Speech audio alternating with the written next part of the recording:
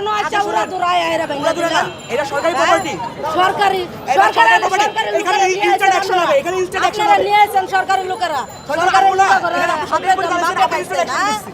আড্ডা মারলো তো তো বললো না যে এখানে কালকার ভিতরে উড়াইবা, কালকে যেন বইবে সিগারেট মিগারেট খাইলো, আড্ডা মারলো তখন তো বললো না যেগুলো কালকার ভিতরে উড়াই লাইবা। ওরা দূরায় আর সব কিছু নিয়ে আর কেউ দেয় না অবজেকশন করে।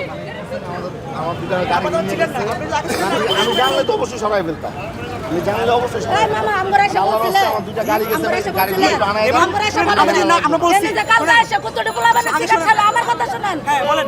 আমি এনে যে বসে আমার দোকানে বসে যে পোলাপানে সিগারেট খেলো, চা খাইলো, তখন তো বলে নাই, তখন তো বলেন নাই যে আপনারা এটা কালকে দিনের ভিতরে উড়াই ফেলান।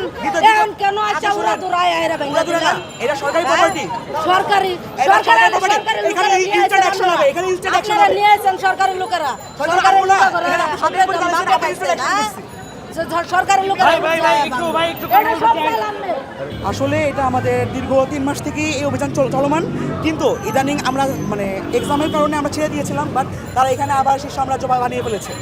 এই পরিপ্রেক্ষিতে আমরা আবার আজকে এখানে অভিযান চালিয়েছি, এবং এই অভিযান তাদের যারা বলছে দাবি করছে যে তাদের জানানো হয়নি, এটা সরকারি প্রপার্টি, এখানে যে কোনো সময় ইনস্ট্যান্টলি অভিযান চালাতে পারে। এ সত্ত্বেও আমরা 1 ঘন্টা আগে তাদের জানিয়ে দিয়েছি, তারা অস্বীকার করতেছে যারা তাদের জানানো হয়নি। আসলে এখানে তো শিক্ষার্থী প্রায় এই ফার্মগেটে মানে আমাদের এই রুটটাতে প্রায় 35,000-এর উপরে স্টুডেন্ট মানে অ্যাক্টিভ আছে। তারা তো সবার আমার এক না, তো অনেকে খায় অনেকে খায় না। আমরা যেমন এ পুরো অ্যাভয়েড করি, কেননা এখানে অবশ্যই শিক্ষার্থীদের কিন্তু প্রকাশ্যে মাদক গ্রহণ নিষিদ্ধ, কিন্তু এরা এখানে মাদক আনে, চোরাচালান করে।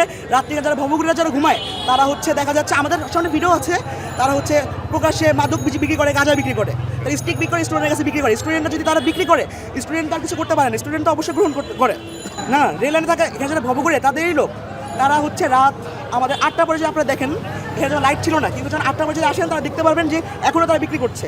এবং আমরা 2 দিন আগে তারা জেনেছি, এবং সেই প্রেক্ষিতে আজকে আমাদের এই কর্মসূচি চলছে।